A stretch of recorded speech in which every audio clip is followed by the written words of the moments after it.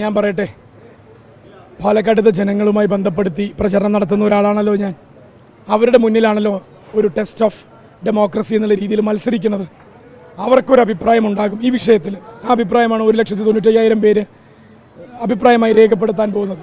സഖാവ് VP ജയരാജന്റെ അഭിപ്രായം ഒരു പക്ഷേ അദ്ദേഹം ഇങ്ങനെ പറഞ്ഞിട്ടുണ്ടെങ്കിൽ അദ്ദേഹം നിഷേധിച്ചു എന്നാണ് ഞാൻ മനസ്സിലാക്കുന്നത്. ദുർവ്യാഖ്യാനം ചെയ്യപ്പെടുന്ന ഏതെങ്കിലും ഒരു വാക്ക് പോലും അദ്ദേഹം മനസ്സിരുത്തിയല്ലാതെ പറഞ്ഞത് വ്യാഖ്യാനിക്കപ്പെടുകയാണെങ്കിൽ ചർച്ചയാക്കുന്നതിനും അപ്പുറം അതുകൊണ്ട് വേറൊരു തരത്തിലും നോക്കൂ, ഞാനൊരു പച്ചയായ മനുഷ്യനാണ് എന്നുള്ളത് വിലയിരുത്തപ്പെടേണ്ട ഒരു തെരഞ്ഞെടുപ്പായി ഇത് മാറുമെന്നുള്ള പ്രതീക്ഷയിലാണ് ഞാൻ. പറഞ്ഞ കാര്യങ്ങളിലെ ബോധ്യങ്ങൾ എനിക്ക് വളരെ വ്യക്തമായിട്ട് അതുകൊണ്ട് തന്നെ ഉണ്ട്. ഏതെങ്കിലും തെറ്റിദ്ധാരണ പേരിൽ അദ്ദേഹം അറിയാതെ വന്ന ഏതെങ്കിലും ഒരു വാക്കിൽ അങ്ങനെ നിങ്ങൾ ആരോപിക്കപ്പെടുന്ന അർത്ഥമാണ് കണ്ടെത്തേണ്ടതെങ്കിൽ അദ്ദേഹം തന്നെയാണ് അത് ക്ലാരിഫൈ ചെയ്യേണ്ടത്. അദ്ദേഹം ക്ലാരിഫൈ ചെയ്തു എന്നാണ് ഞാൻ മനസ്സിലാക്കുന്നത്.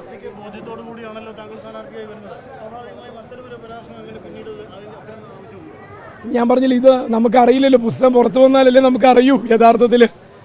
അതുകൊണ്ട് തന്നെ പുസ്തകം വാങ്ങി വായിക്കുമ്പോൾ ഇങ്ങനൊരു അഭിപ്രായം ഉണ്ടെങ്കിൽ അദ്ദേഹവും വായനക്കാരെന്നുള്ള രീതിയിൽ വായനക്കാരും അതിൽ പരാമർശിക്കപ്പെട്ട ആൾ ഞാനാണെങ്കിൽ അങ്ങനെ ഒരു പ്രത്യേക പരാമർശം ഉണ്ടെങ്കിൽ ഞാനും അഭിപ്രായം പറഞ്ഞാൽ പോരെ.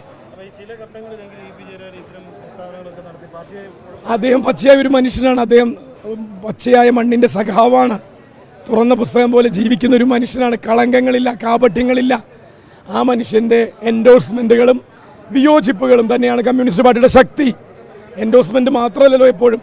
ചിലപ്പോൾ നല്ല വിമർശനങ്ങളും കൂടി വന്നാൽ അതും ഒരു പാർട്ടിയുടെ ഉൾപാർട്ടി ജനാധിപത്യത്തിന്റെ ശക്തിയല്ലേ. ചർച്ചയാകണമെങ്കിൽ ആക്കാം. നിങ്ങൾക്ക് വേറെ വിഷയം ഒന്നുമില്ലെങ്കിൽ ഇന്നിപ്പോൾ വയനാടും ചേലക്കരയും തെരഞ്ഞെടുപ്പ് എടുക്കല്ലേ, എത്ര പോസിറ്റീവായ കാര്യമുണ്ട്. ഞാനൊരു കാര്യം പറയാം.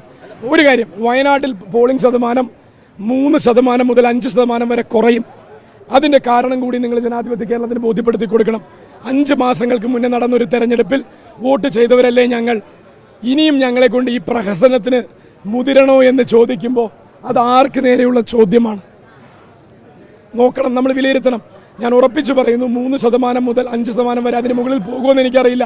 കാരണം കൂടി ഞാൻ പറയാം. പാലക്കാട് ഞാൻ ഇന്നലെ 6 വയനാട്ടുകാരെ പല സമയങ്ങളിൽ ഇന്നലെ മാത്രം 6 വയനാട്ടുകാരെ കണ്ടു. നാളെ പോകുന്നില്ലേ എന്നുള്ള ചോദ്യത്തിന് 6 പേരും പറഞ്ഞ മറുപടി ഇല്ല എന്നാണ്. അപ്പോ ഇവിടെ തെരഞ്ഞെടുപ്പ് വന്നതിന്റെ സാഹചര്യവും ജനങ്ങൾ വിലയിരുത്തുന്നുണ്ട്. ഇട്ടിട്ട് പോയ ആൾക്ക് അയാളുടെ മുന്നണിക്ക് ഇവിടെ എന്തിനാ വോട്ട് ചെയ്യണം എന്നുള്ള ജനം ചോദിക്കുകയാണ്. ഉപേക്ഷിച്ചു പോയ ഈ നാടിനെ ഇനിയും ജയിപ്പിക്കണം എന്ന് പറഞ്ഞ് ആ ചിഹ്നത്തിൽ ഒരു ഉളുപ്പില്ലാതെ വോട്ട് ചോദിച്ചാൽ പാലക്കാടത്തെ ജനം ആ ചിഹ്നത്തിൽ ഇനി വോട്ട് ചെയ്യുമെന്ന് പ്രതീക്ഷിക്കേണ്ട. ആർക്കു വേണ്ടി ഉണ്ടാക്കിയെടുത്ത ഉപതെരഞ്ഞെടുപ്പാണ് എന്നുള്ളതും ജനത്തിന് ബോധ്യമായി. ഈ 2 കൂട്ടരെയും തോൽപ്പിക്കേണ്ടത് ആരാണ് എന്നും ജനത്തിനറിയാം, പാലക്കാടുകാർക്ക് അറിയാം.